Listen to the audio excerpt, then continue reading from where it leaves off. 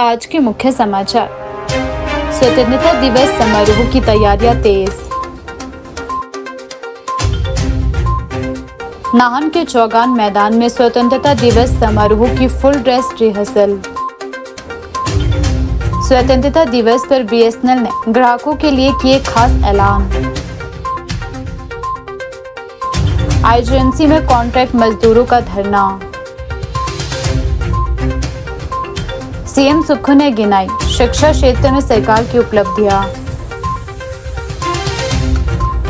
हिमाचल में अगले 7 दिन सक्रिय रहेगा मॉनसून। अब समाचार विस्तार से। स्वतंत्रता दिवस समारोह को लेकर ऊना में तैयारियां जोर पकड़ने लगी है। 15 अगस्त को आयोजित होने वाले जिला स्तरीय स्वतंत्रता दिवस समारोह को भव्य व्यवस्थित बनाने के लिए विभिन्न विभागों और सुरक्षा बलों की ओर से तैयारियां शुरू हो चुकी है। समारोह में होने वाली परेड और सांस्कृतिक कार्यक्रमों को लेकर पुलिस, होमगार्ड, एनसीसी और स्काउट एंड गाइड्स के जवान और विद्यार्थी नियमित रूप से रिहर्सल कर रहे हैं। रिहर्सल के दौरान प्रतिभागी परेड की विभिन्न गतिविधियों, कदम ताल, मार्च पास्ट और सलामी से संबंधित अभ्यास कर रहे हैं। जवानों और विद्यार्थियों में स्वतंत्रता दिवस समारोह को लेकर खासा उत्साह देखने को मिल रहा है। अभ्यास के दौरान परेड को अनुशासित और आकर्षक बनाने के लिए छोटी छोटी कमियों को दूर किया जा रहा है। समारोह में पुलिस विभाग के जवानों के साथ होमगार्ड के जवान भी भाग लेंगे। इसके अलावा एनसीसी कैडेट्स और स्काउट एंड गाइड्स के प्रतिभागी भी परेड में हिस्सा लेंगे।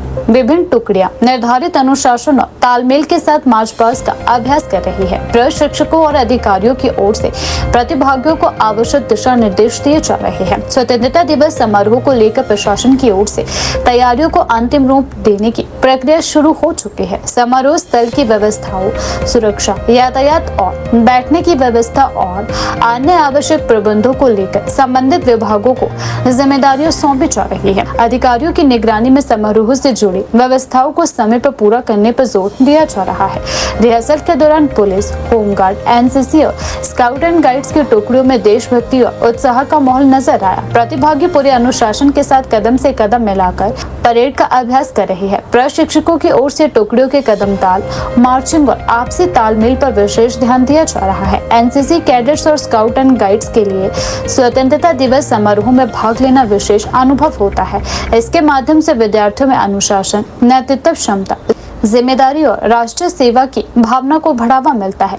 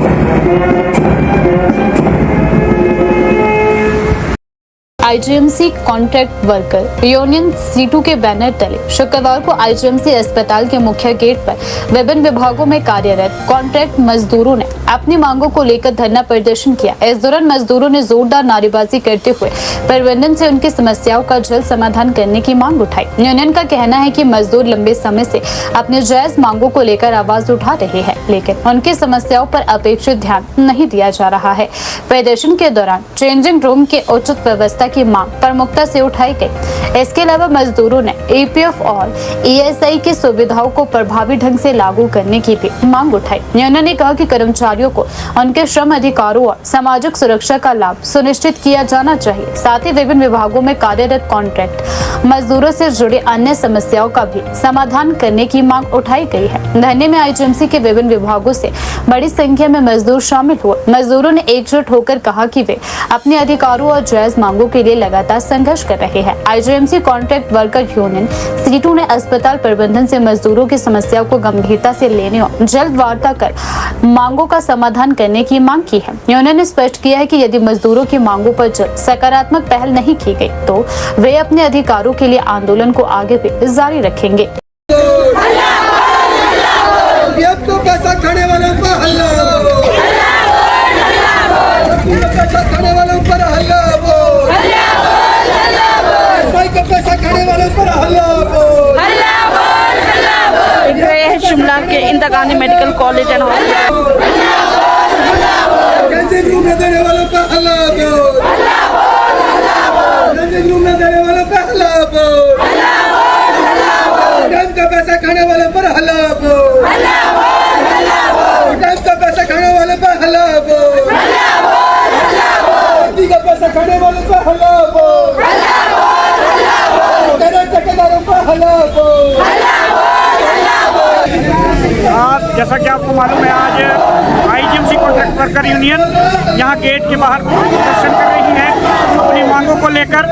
जो हमारी मांग है वो हमने मांग पत्र प्रशासन को भी दिया था और उसमें कॉन्सिलेशन में लेबर ऑफिस में चल रही है, परंतु उसमें जो हमारी मांगे हैं उसमें कोई ज़्यादा गौर नहीं हो रहा। इसलिए ये हम जो आज आंदोलन कर रहे हैं इसमें हमारी मांग है कि यहाँ जो मजदूर काम करता है उसको उसमें ज़्यादातर महिलाएं काम करती हैं। हमारी मांग है कि प्रत्येक ब्लॉक के अंदर महिलाओं के जो है चेंजिंग रूम की व्यवस्था की जाए। और दूसरी हमारी मांग ये है कि EPF और ESI सुविधा जो मजदूरों को मिलती है वो कई कंपनियां क्या करती है कि मजदूरों के खाते से EPF डिडक्ट हो रहा है, ESI डिडक्ट हो रहा है, परंतु वो जमा नहीं हो रहा है। इसलिए हम इसलिए भी मांग करते हैं कि EPF और ESI की जो सुविधा है उसको जो है तुरंत लागू किया जाए।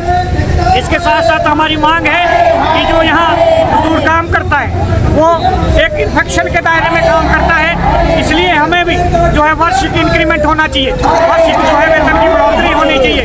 ये हम यहाँ से मांग करते हैं और मांग करते हैं कि जो मजदूर है वो अलग अलग डेजिग्नेशन के मजदूर यहाँ काम करते हैं, सफाई में काम करते हैं, वार्ड अटेंडेंट है, सिक्योरिटी गार्ड्स है, डाटा ऑपरेटर है, फार्मासिस्ट काम करते हैं और भी कई कैटेगरी लॉन्ड्री का मजदूर है, वो सब काम करते हैं। तो उनके डेजिग्नेशन के हिसाब से ही उनसे काम लिया जाए और डेजिग्नेशन से उनसे काम नहीं लिया जाए, ये भी हम मांग कर रहे हैं।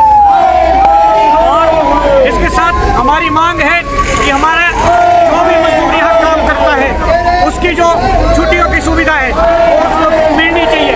और ये एग्रीमेंट 2015, 2019 और 2024 के अंदर IGMC प्रशासन ने लेबर ऑफिस के यूनियन से किया है, इसमें पूरे 47 छुट्टियाँ जो है लिखित रूप से दी गई है।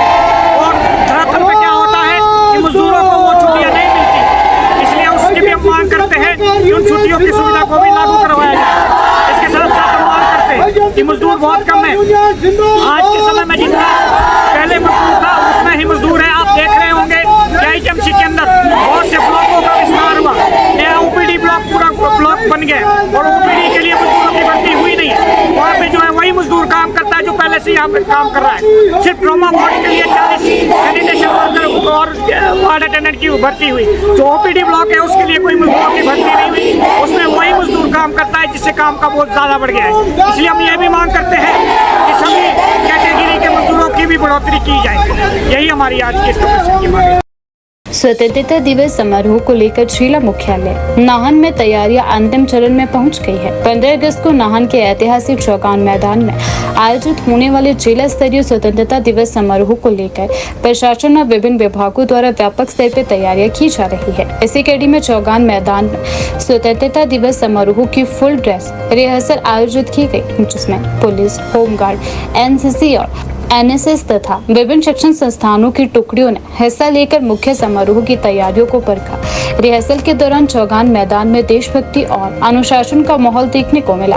परेड में शामिल जवानों और विद्यार्थियों ने पूरे जोश और उत्साह के साथ कदम ताल करते हुए मार्च पास्ट का अभ्यास किया। निर्धारित कार्यक्रम के अनुसार विभिन्न टुकड़ियों ने परेड की अलग अलग गतिविधियों का अभ्यास किया ताकि स्वतंत्रता दिवस के मुख्य समारोह के दौरान कार्यक्रम को पूरी गरिमा और अनुशासन के साथ संपन्न करवाया जा सके। फुल ड्रेस रिहर्सल के दौरान ध्वजारोहण, राष्ट्रीय गान, मार्च पास्ट और परेड निरीक्षण तथा अन्य औपचारिक कार्यक्रमों का अभ्यास भी किया गया। संबंधित अधिकारियों ने मैदान में मौजूद व्यवस्थाओं का बारीकी से निरीक्षण किया तथा रिहर्सल के दौरान सामने आई कमियों को दूर करने के लिए आवश्यक दिशा निर्देश भी जारी किए। अधिकारियों ने कार्यक्रम में भाग लेने वाले सभी विभागों और संस्थानों को समयबद्ध तरीके से अपनी तैयारियां पूरी करने को कहा। स्वतंत्रता दिवस समारोह में स्कूली विद्यार्थियों की भी अहम भूमिका देखने को मिलेगी। रिहर्सल के दौरान विभिन्न स्कूलों के विद्यार्थियों ने देशभक्ति गीतों, सांस्कृतिक कार्यक्रमों और अन्य प्रस्तुतियों का अभ्यास किया। बच्चों में कार्यक्रम को लेकर खासा उत्साह भी नजर आया। समारोह का मुख्य आकर्षण मार्च पास्ट रहेगा। पुलिस और अन्य सुरक्षा बलों की टुकड़ियों के साथ एनसीसी और अन्य संस्थानों की टुकड़ियां भी परेड में हिस्सा लेगी। रिहर्सल के दौरान सभी टुकड़ियों ने निर्धारित स्थान पर पहुंचने, कदम ताल करने और मार्च पास्ट की विभिन्न प्रक्रियाओं का अभ्यास किया। परेड के दौरान जवानों और विद्यार्थियों में गजब का उत्साह दिखाई दिया। मैदान में गूंजते कदमों की आवाज और देशभक्ति के माहौल ने स्वतंत्रता दिवस समारोह की तैयारियों को और भी खास बना दिया। अधिकारियों द्वारा परेड की बारीकियों पर भी विशेष ध्यान दिया गया ताकि मुख्य समारोह के दौरान सभी टुकड़ियां एक समान तालमेल के साथ प्रदर्शन कर सके। स्वतंत्रता दिवस समारोह को देखते हुए प्रशासन द्वारा सुरक्षा व्यवस्था को लेकर भी विशेष तैयारियां की जा रही है। चौगान मैदान और इसके आसपास के क्षेत्रों में सुरक्षा व्यवस्था को पुख्ता करने के लिए संबंधित विभागों को आवश्यक दिशा निर्देश दिए गए हैं। समारोह के दौरान आम लोगों, विद्यार्थियों, अधिकारियों और गणमान्य अतिथियों की आवाजाही को ध्यान में रखते हुए यातायात व्यवस्था सुचारू बनाए रखने पर भी जोर दिया जा रहा है। इसके अलावा मैदान में बैठने की व्यवस्था, साफ सफाई, पेयजल और बिजली, चिकित्सा सुविधा और अन्य मूलभूत सुविधाओं को भी अंतिम रूप दिया जा रहा है। नाहन का चौगान मैदान स्वतंत्रता दिवस समारोह के दौरान देशभक्ति में रंग में रंगा नजर आएगा। समारोह में बड़ी संख्या में अधिकारी, कर्मचारी, विद्यार्थियों, जनप्रतिनिधि और आम नागरिक शामिल होंगे। स्वतंत्रता दिवस के इस जिला स्तरीय कार्यक्रम को लेकर शहरवासियों में खासा उत्साह देखने को मिल रहा है।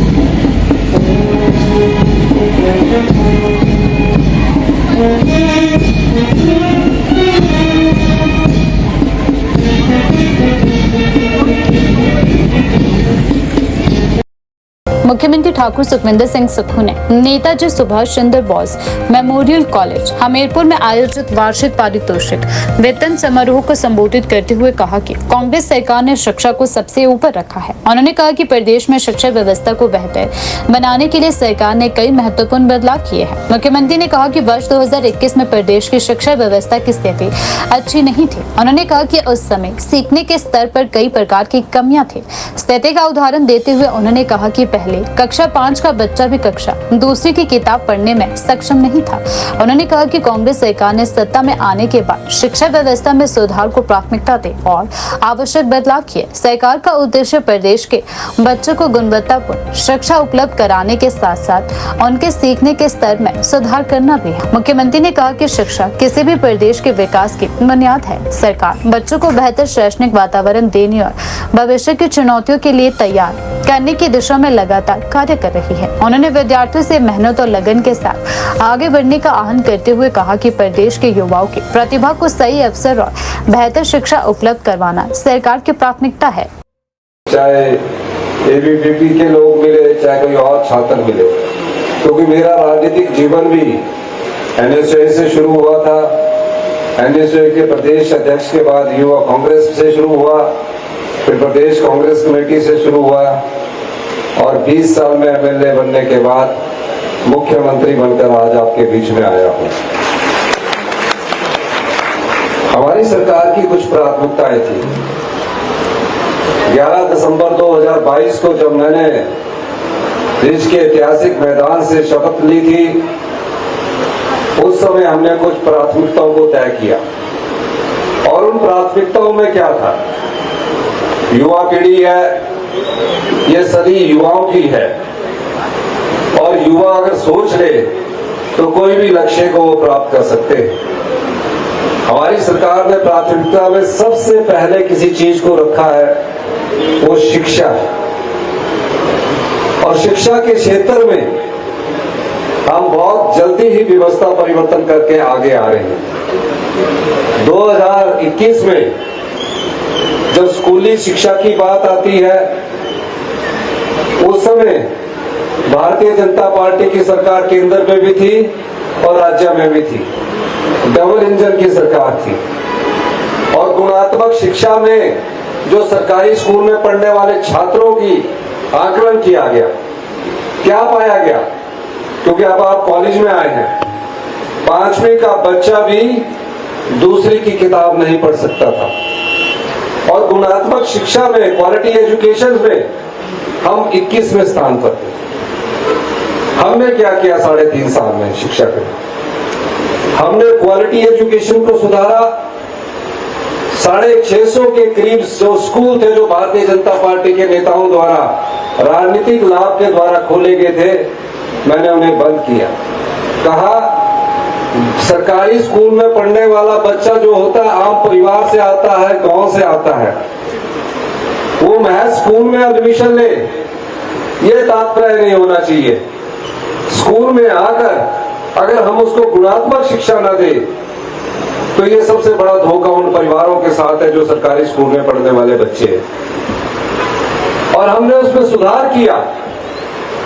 सुधार ऐसा किया कि हमने उसमें फर्स्ट कक्षा से इंग्लिश मीडियम स्टार्ट किया। 3.5 साल बाद जिस केंद्र की भारतीय जनता पार्टी की सरकार ने अपनी डबल इंजन की सरकार में 2021 में हमें 21वें स्थान पर पहुंचाया था, आज उसी ने हमारी शिक्षा नीति को सराहना करते हुए हमें पूरे हिंदुस्तान में 6वें स्थान पर लाया। ये शिक्षा नीति में बदलाव, ये बदलाव जो है ये आगे बढ़ रहा है और इतनी तेजी से हम इस शिक्षा नीति में बदलाव कर रहे हैं। पहले अधिकारी नहीं करते थे, टीचर यूनियंस आ जाती थी। मैंने कहा हम भी स्टूडेंट्स लाइफ से निकले हैं, हमें बदलाव करना है। सरकारें आती है, सरकारें जाती है, गांव में पढ़ने वाले बच्चे को अच्छी शिक्षा देनी है। और मुझे खुशी है कि हमने 150 स्कूलों को सीबीएसई किया और सीबीएसई स्कूल में जो बच्चे पहले प्राइवेट स्कूल में पढ़ते थे, कई लोगों ने कहा कि सीबीएसई चलाना बहुत मुश्किल होगा। अधिकारियों ने कहा, राजनीतिक लोगों ने भी कहा। मैंने कहा हमारा संकल्प है, हम इससे पीछे नहीं हटेंगे। और हमने सीबीएसई स्कूल चलाए और उसमें 24,000 बच्चों की संख्या बढ़ गई, क्योंकि प्राइवेट स्कूल में फीस 50,000 रुपया सीबीएसई स्कूल की है और गवर्नमेंट स्कूल में आप 2000 में सीबीएसई स्कूल में पढ़ सकते हैं। फिर नए टीचर कैडर बनाने की बात आई। हमने अपने स्कूल टीचर लेक्चरर्स का टेस्ट लिया, प्रिंसिपल का टेस्ट लिया, और प्रिंसिपल अभी हमने जो नियुक्तियां की है सब मेरिट बेस पर की है। 90% हमारी नियुक्तियां मेरिट बेस पर हो गया, 10% में हम आगे करने जा रहे हैं। और हमने उसके बाद क्वालिटी इंप्रूव करने के लिए, मैं इसलिए आपको बताना चाहता हूं, क्वालिटी इंप्रूव करने के लिए हमने कहा कि टीचर्स जो होंगे, टीचर फिजिक्स भरा जाएगा, टीचर म्यूजिक भरा जाएगा, टीचर कॉमर्स भरा जाएगा, टीचर इंग्लिश, टीचर मैथ भरा जाएगा। उसकी एलिजिबिलिटी क्राइटेरिया क्या रखा? उसका एलिजिबिलिटी क्राइटेरिया रखा कि जिसने इंग्लिश में एमए में 55% लिए हो, ग्रेजुएशन में 50% लिए हो, सब्जेक्ट में भी 50% लिए हो, बीएड में 50% लिए हो। मुझे खुशी है कि जहां शिक्षा के स्तर में हमारे बच्चों ने अच्छा योगदान दिया, वहां जब टीचर का, इंग्लिश का, मैथ का, फिजिक्स का, केमिस्ट्री का रिजल्ट निकला, तो जो अभी 2 स्ट्रीम के बच्चों ने ज्वाइन किया है, इंग्लिश और मैथ के, 80% लास्ट मेरिट गई है, जिससे वहां क्वालिटी इंप्रूव होगी सीबीएसई में। और इस 20 से 30 अगस्त के बीच म्यूजिक सभी सीबीएसई की जो स्ट्रीम्स है उनको पढ़ा दिया जाएगा। अगर वहां और टीचरों की नियुक्ति करने की जरूरत पड़ी, हमारी सरकार और टीचरों की नियुक्ति करेगी। इसी प्रकार में अभी कॉलेज में मिल रहा था, क्योंकि मैं खुद कॉलेज में रहा हूं, हम भी मांग करते थे कि टीचरों की कमी है। मैं एक नई योजना पर कार्य कर रहा हूं ताकि कॉलेज के टीचर्स भी भरे जा सके। तकरीबन अभी हमने पब्लिक सर्विस कमीशन को 300 के करीब हमने पोस्टें दे दी है, लेकिन हमें तुरंत प्रभाव से भरना है। कॉलेज का नेशनलाइजेशन और मर्जर होना भी जरूरी है। जब हम पढ़ते थे तो 4000 से 5000 स्टूडेंट शिमला के एक ही कॉलेज में हुआ करती थी। शिमला का एक कॉलेज होता था, सिर्फ बॉयज होता था, गर्ल्स नहीं होता था। और गर्ल्स जो होता था आरकेएमबी और सेंट बीट्स हुआ करता था। हमारे टाइम जो स्टूडेंट्स बैठे, उस समय हमारी स्ट्राइक इसलिए नहीं होती थी, उस समय हमारी स्ट्राइक होती थी कि कोएड होना चाहिए, कोएड होना चाहिए, तो इसलिए हम स्ट्राइक करते थे। और 5000 की स्ट्रेंथ हमारी हुआ करती थी। उस समय भी टीचरों की कमी थी। हम जल्दी ही एक नीति लेकर आएंगे कि कॉलेज और हायर एजुकेशन में किस प्रकार के शिक्षा पद्धति को हमने बढ़ावा देना है। हिमाचल प्रदेश में मानसून अगले 7 दिनों तक सक्रिय रहने का अनुमान है। मौसम विभाग की ओर से 13 अगस्त को जारी बुलेटिन के अनुसार प्रदेश के अधिकांश हिस्सों में हल्की से मध्यम बारिश का दौर जारी रहेगा। इस दौरान कई झीलों में भारी बारिश की संभावना जताई गई है। विशेष रूप से 14, 17 और 18 अगस्त को कुछ स्थानों पर भारी से बहुत भारी बारिश हो सकती है, जबकि 15, 16, 19 और 20 अगस्त को कुछ क्षेत्रों में भारी बारिश होने का पूर्वानुमान है। मौसम विभाग ने लोगों और प्रशासन को भारी बारिश के दौरान विशेष सावधानी बरतने की सलाह दी है। पहाड़ी क्षेत्रों में लगातार बारिश के कारण भूस्खलन, मलबा खिसकने और अचानक बाढ़ जैसी स्थिति पैदा हो सकती है। वहीं निचले इलाकों में जल भराव की समस्या भी सामने आ सकती है। मौसम विभाग के अनुसार 14 अगस्त को ऊना और बिलासपुर में 1-2 स्थानों पर भारी से बहुत भारी बारिश होने की संभावना है। इसके अलावा हमीरपुर, चंबा, कांगड़ा, मंडी, शिमला, सोलन और सिरमौर में 1-2 स्थानों पर भारी बारिश का पूर्वानुमान जारी कर दिया गया है। वहीं कुल्लू, किन्नौर और लाहौल स्पीति के लिए 14 अगस्त को किसी विशेष चेतावनी की घोषणा नहीं की गई है। हालांकि इन जिलों में कई स्थानों पर हल्की से मध्यम बारिश भी हो सकती है। मौसम विभाग ने 17 और 18 अगस्त को प्रदेश के कई जिलों में भारी से बहुत भारी बारिश की संभावना जताई है। इन दिनों ऊना, बिलासपुर, चंबा, कांगड़ा, मंडी और सिरमौर समेत कई जिलों में 1-2 स्थानों पर तेज बारिश हो सकती है। इसके बाद 19 और 20 अगस्त को भी प्रदेश के कुछ स्थानों पर भारी बारिश का दौर जारी रहने की संभावना है। मौसम विभाग के अनुसार इस पूरे सप्ताह मानसून की सक्रियता बनी रहने से प्रदेश के अलग अलग क्षेत्रों में मौसम में उतार चढ़ाव देखने को मिल सकता है। 14 से 20 अगस्त के दौरान निचले और मध्यम पहाड़ी क्षेत्रों में अलग अलग स्थानों पर आंधी, तूफान, बिजली कड़कने और 30 से 40 किलोमीटर प्रति घंटे की रफ्तार से तेज हवाएं चलने की संभावना है। ऐसे में खुले क्षेत्रों में रहने वाले लोगों को विशेष सावधानी बरतने की सलाह दी गई है, किन्नौर और लाहौल स्पीति में भी इसी अवधि के दौरान 30 से 40 किलोमीटर प्रति घंटे की रफ्तार से तेज हवाएं चल सकती है। मौसम विभाग ने लोगों को मौसम की स्थिति को देखते हुए अनावश्यक यात्रा से बचने और स्थानीय प्रशासन की ओर से जारी दिशा निर्देशों का पालन करने की सलाह दी है। भारी से बहुत बारिश होने की स्थिति में प्रदेश के संवेदनशील पहाड़ी क्षेत्रों में भूस्खलन और मलबा खिसकने का खतरा भी बढ़ जाता है। लगातार बारिश के कारण नदी नालों और अन्य जल स्रोतों का जलस्तर भी तेजी से बढ़ने की संभावना है। निचले इलाकों में जल भराव की स्थिति पैदा हो सकती है। इसके अलावा बारिश के दौरान सड़कों पर फिसलन बढ़ने और कम दृश्यता के कारण यातायात व्यवस्था भी प्रभावित हो सकती है। पहाड़ी सड़कों पर अचानक मलबा आने से आवाजाही बाधित होने की आशंका भी बनी रहती है। मौसम विभाग ने लोगों को भूस्खलन, मलबा खिसकने और अचानक बाढ़ की आशंका वाले संवेदनशील क्षेत्रों में जाने से बचने की सलाह दी है। लोगों से विशेष रूप से नदी नालों और अन्य जल स्रोतों के आसपास न जाने और सुरक्षित दूरी बनाए रखने को कहा गया है। वाहन चालकों को बारिश के दौरान विशेष सतर्कता बरतने, गति सीमा का पालन करने और यातायात संबंधी निर्देशों का पालन करने की सलाह दी है। प्रशासन को भी संवेदनशील क्षेत्रों में निगरानी बनाए रखने और किसी भी आपात स्थिति से निपटने के लिए तैयार रहने की आवश्यकता है। कुल मिलाकर हिमाचल प्रदेश में अगले 7 दिनों तक मानसून सक्रिय रहने के कारण प्रदेशवासियों को बारिश और खराब मौसम के बीच सतर्क रहने की जरूरत है। विशेष रूप से 14, 17 और 18 अगस्त को भारी से बहुत भारी बारिश की संभावना को देखते हुए पहाड़ी और संवेदनशील इलाकों में अतिरिक्त सावधानी बरतने की सलाह दी गई है। भारत संचार निगम लिमिटेड BSNL ने देश के 80वें स्वतंत्रता दिवस के अवसर पर अपने ग्राहकों के लिए कई नई डिजिटल पहल और आकर्षण ऑफर की घोषणा की। शिमला में प्रेस कॉन्फ्रेंस के जरिए BSNL अधिकारियों ने बताया कि इन योजनाओं का उद्देश्य ग्राहकों को बेहतर और किफायती दूर संचार सेवाएं उपलब्ध करवाना है। BSNL ने स्वतंत्रता दिवस के मौके पर कई तरह के प्लान लॉन्च किए हैं। इसके तहत ग्राहकों को केवल ₹1 में BSNL मोबाइल नेटवर्क का अनुभव लेने का मौका मिलेगा। ऑफर में प्रतिदिन 1 GB data, 100 SMS, unlimited voice call और 24 दिन की वैधता शामिल है। ग्रामीण 4G क्षेत्रों को भी शामिल किया गया है। इसके अलावा BSNL ने 1111 प्रति माह का फाइबर फ्रीडम प्लान भी पेश किया है। इस प्लान में ग्राहकों को 200 Mbps तक की इंटरनेट स्पीड, 5000 GB मासिक डेटा और 25 से अधिक प्रीमियम OTT प्लेटफॉर्म का एक्सेस पे मिलेगा। BSNL अधिकारियों ने जानकारी देते हुए बताया कि इन योजनाओं के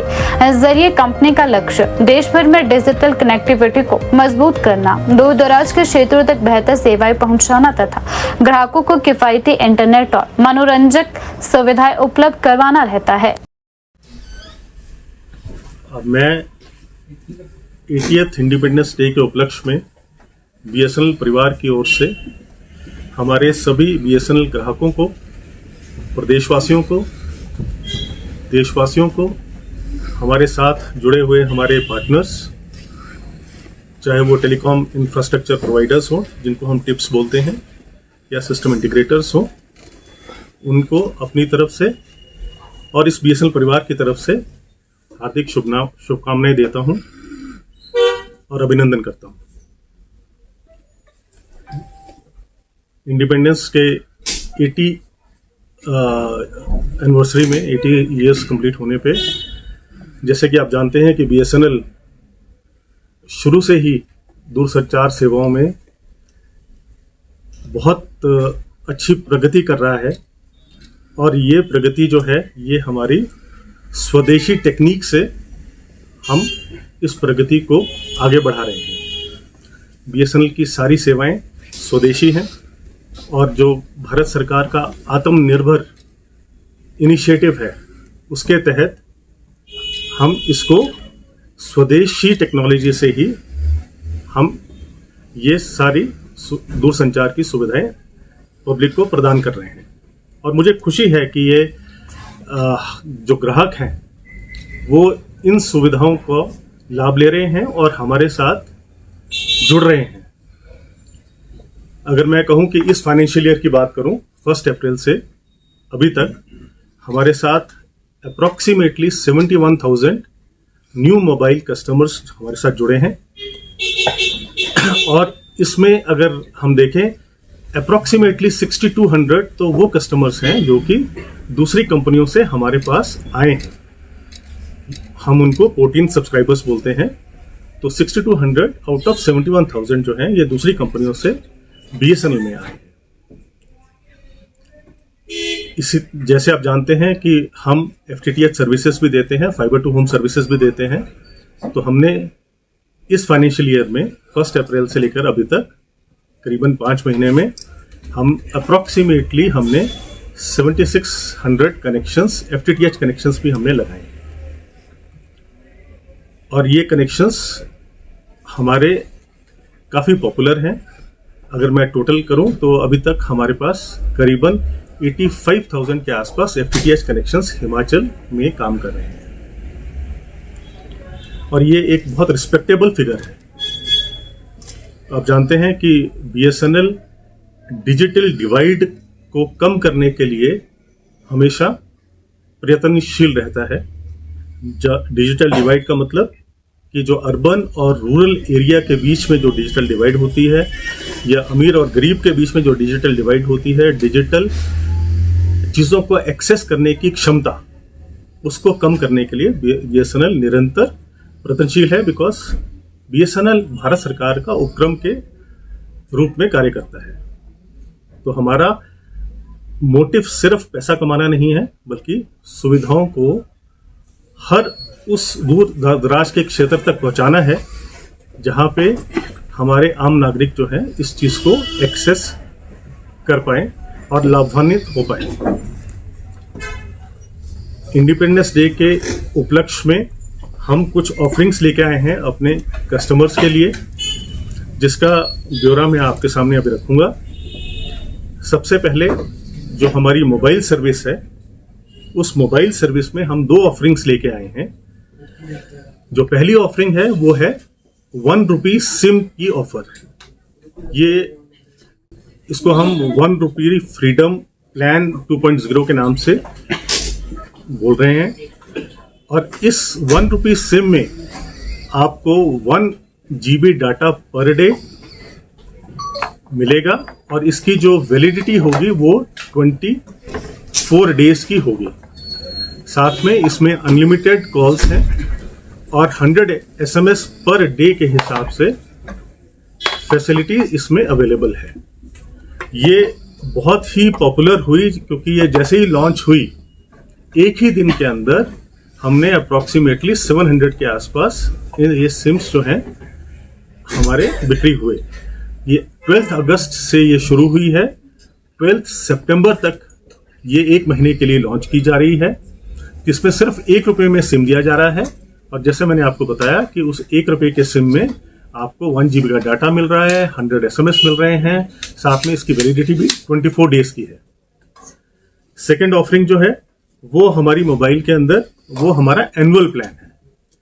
एनुअल प्लान जैसे कि आप जानते हैं कि BSNL का एनुअल प्लान वैसे ही काफ़ी किफ़ायती है, काफ़ी सस्ता है। अब हमने इसको और भी ज़्यादा ल्यूक्रेटिव बनाया है। ये जो प्लान है 2399 का, इसकी वैलिडिटी एनुअल प्लान की जो पहले 365 डेज की है उसको बढ़ा के अब इसकी वैलिडिटी 412 डेज कर दी गई है, यानी कि 47 डेज की वैलिडिटी इसकी बढ़ा दी गई है।